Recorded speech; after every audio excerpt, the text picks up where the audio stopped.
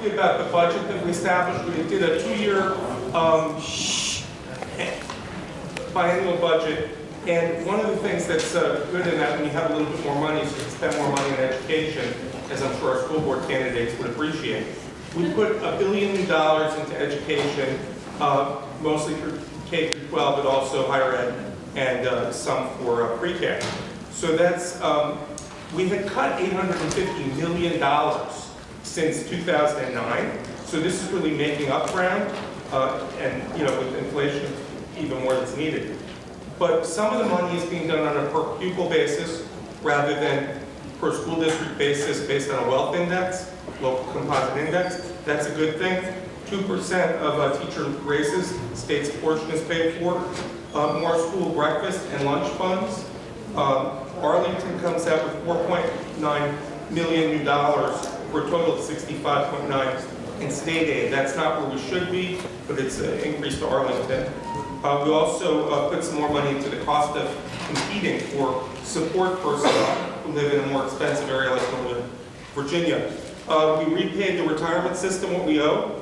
We fully funded the rainy day fund, gave a small 2.5% increase to TANF recipients, and put a 3% raise forward for state employees. We also started a new program called Go Virginia.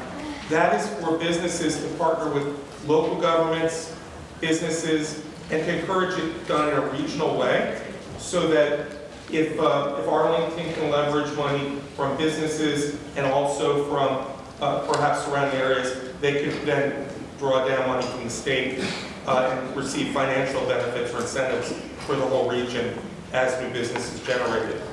I did want to talk a little bit about some of the legislation dealing with discrimination and non-discrimination. We had about, in the Senate, we had several bills on non-discrimination that passed 25-15, which means there was bipartisan support, including from freshman Republican senators, including one at least that's rural and others that have small parts of their districts that are rural. But in the House, they sent a bill over, no offense guys, these guys voted right and spoke right, but there was a bill sent by the House of Delegates called the Government Non-Discrimination Act, which said that it prohibits the government from discriminating against any person on the basis that such person believes, speaks, or acts in accordance with the sincerely held religious belief that marriage is between one man and one woman, or that someone's gender is limited to their time of birth. So really what this was saying is if you want to discriminate, go ahead, we're not going to take action. That bill passed the House. In the Senate, it was changed to a bill that passed the governor's veto that just said that had to do more with religious people and who they could marry, but allow for other kinds of discrimination. So that was really unfortunate because those both passed, and it shows the importance of having a Democratic governor and a Democratic lieutenant governor. So I would just encourage you all to keep that in mind when we work for next year's candidates, that if we can't have these things vetoed, we'll be in trouble. So thank you for having us. Thank you.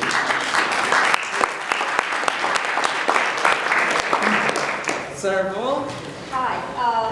Well, it's a pleasure to be here. Thank you all for hanging in there and listening to us. I'm just going to cover a few topics, one being women's health. As some of you heard, there was a rather robust conversation on Planned Parenthood, and the Republicans came forward with a bill that would have required the state to break or to sever any contracts we had with Planned Parenthood clinics, regardless of what those contracts were for. And the fact is that the only contracts the state has with Planned Parenthood clinics are to provide either preventive care to low-income women, which would be sort of, cancer screenings, pap smears, et cetera, STD screenings, or family planning services. So those are the only services that the state is paying for low-income women. Some of those services happen to be provided in Planned Parenthood clinics, and that got blown way out of proportion by the Republicans. They didn't want any money at all going the bill passed, the governor vetoed the bill, and will keep dollars in the budget to ensure that low-income women have access to these really important services. Because in some parts of our state, the only way they can get preventive care is actually going to a Planned Parenthood clinic. There's 7 in the state. So that was a tense moment, and as far as I'm concerned, not one of our finer moments. Physical evidence recovery kits. Some of you are familiar with that. I've done a lot in the sexual assault area. In fact, I'm chair of the Sexual Assault Advisory Committee. And we were able to get money through a federal grant. We called it the Manhattan Project. It was the Manhattan Project. So we got money to make sure that these past perks are actually sent to the Forensic Science Department and evaluated. And a law passed that means going forward, when any law enforcement agency actually gets a reported, sexual assault is actually reported. In other words, the survivor wants to officially report the incident, and a PERT kit is actually gathered, then the PERT kit has to go to be evaluated, and it can either end up on a state database, depending on the requirements, or a federal one, or it goes back to the law enforcement agency, and the agency has to keep it for 10 years. So I think that's a really good step forward, and it's acknowledging that the evidence is important. And survivors, if they don't want to prosecute immediately, may want to come back and prosecute later. The whole thing is sort of an evolution, and I think that that was an important thing, and the women's groups really helped us get this passed. The gun safety issue. We can save for questions. Okay, I got a really important bill passed with a Republican that helps us with folks who are the subjects of protective orders and taking firearms away. So please ask me a question about that. I am happy to talk about I-66 and what's happening inside the Beltway if some of you are concerned about transportation issues. Thank you. All right. Thanks for sticking it out, guys. This year, it feels like I'm the Democratic whip in the House, and so our job is to actually respond to a lot of the more, I'll use the word egregious legislation, and on the other side. And so I want to talk about 3 issues. One is the environment, renewable energy.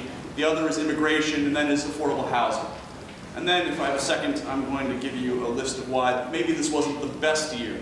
Even though we've done very well by the budget, it really was pretty horrible in some other ways. With regard to the environment, we had to fight tooth and nail on the Clean Power Plan and to try to defeat HB 2, which is a bill that would actually had said that the state should not implement the EPA's Clean Power Plan and address ways to cut carbon across the United States. Virginia can do a lot to get there, but we need to be able to research it and put our best Virginia plan forward. And so the Republicans would have actually said, we can't even study it, we have to wait. And what's interesting is Dominion Power, a couple days ago, put an amicus curiae brief out that basically said, we're actually okay with the Clean Power Plan. It was fascinating. After all of this anti-Clean Power Plan rhetoric, a couple days ago they came out with an amicus curiae brief saying, we're okay with some of this. So I gotta tell you, the 20th, April 20th is gonna be an interesting day. But here's the thing, beyond renewable energy, in the last few years, Virginia's become the 5th worst state in America for toxic dumping. We have all of these pro-environment bills that simply can't get out of a subcommittee. We can't increase penalties for polluters. We can't even call on the Virginia Department of Environmental Quality sometimes to get out of the 1890s and get just to the 1950s in terms of when there's a release that's significant in our waters, our streams, our lakes, our ponds, that we shouldn't just tell the local newspaper. We should also, I don't know, tell the radio and TV folks too. That bill was defeated. And so we're only just now beginning to talk about legislation we should have been dealing with 15, 25, 50 years ago. When it comes to the immigration issue, we had some pretty ugly bills put forward this year. Things like Virginia is not allowed to spend any money to help refugees from Syria. Things like, we try to put legislation forward, put it forward to address licenses for undocumented individuals, which actually would make our roads safer, lower overall insurance rates for everyone, and help these individuals feed their kids by getting to work. And then also, it's the rhetoric. It's the things said that are trickling down from the national level to the state level that make it a very difficult environment sometimes. Some pictures. I'm very proud of the fact that my legislation that I got passed as a freshman for the Affordable Housing Trust Fund, we're able to increase overall funding for it this year to $5.5 million in each year of the biennial budget, which is a very significant increase. It means we're going to be able to help thousands of more people actually get affordable housing across the state. I want you to ask me a question during question time about the numerous bad bills that people sort of don't talk about. Thank you for coming tonight. All right. Thank you, Kip. Thank you, everybody, for staying. I'll try to be really quick. In terms of themes, the best theme, the positive theme for this session, I thought was education. You heard Senator Evan talk about how we infused some more money into particularly the K-12 system around the Commonwealth. And that was a really great compliment for the Governor and for the General Assembly. Negative themes for me, if any of you paid any attention to what I was working on during the session, we had a big fight down in the legislature about a Supreme Court justice. The Governor had appointed an eminently qualified woman whom any lawyer in the Commonwealth would tell you was the best trial judge in Virginia. She was already sitting on the Supreme Court. The Governor had appointed her last summer. Frankly, in a display of partisan politics that's perhaps even worse than what we're seeing with respect to the United States Supreme Court across the river, the Republican majority in the legislature made very clear that they were going to appoint anyone but the person that the Governor wanted. This became purely a political spat between the Governor and the Republican leadership.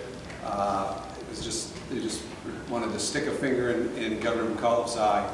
And as a result, Commonwealth, the judicial system lost what I regard as the finest judge out there. No offense to who was appointed, a gentleman named McCulloch. He's a fine, perfectly well qualified. But the process that we were subjected to, the process that the judicial system was subjected to, became terribly partisan. And what we like to think about the Virginia way was clearly dealt a huge blow during this session. Those of you who know me know one of my passions has to do with election law. I and a lot of my colleagues put in a number of pieces of legislation this year designed to try to make it easier to register and to vote in Virginia. And predictably and unfortunately, each of those pieces of legislation went down to crushing defeat in subcommittee.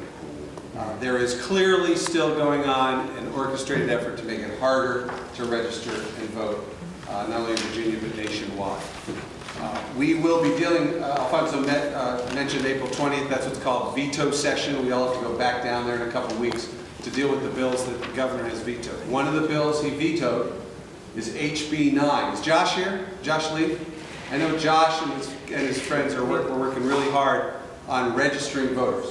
This should not be a partisan issue. Frankly, the Republicans are working on registering voters. Well, HB 9 is designed purely to make it harder to register to vote, to trip people up during the registration process, and to put roadblocks in people's way and ask questions of them and make what are called, make certain questions material to a registration and direct registrars across the Commonwealth to turn people down who have made really innocent mistakes in the registration process.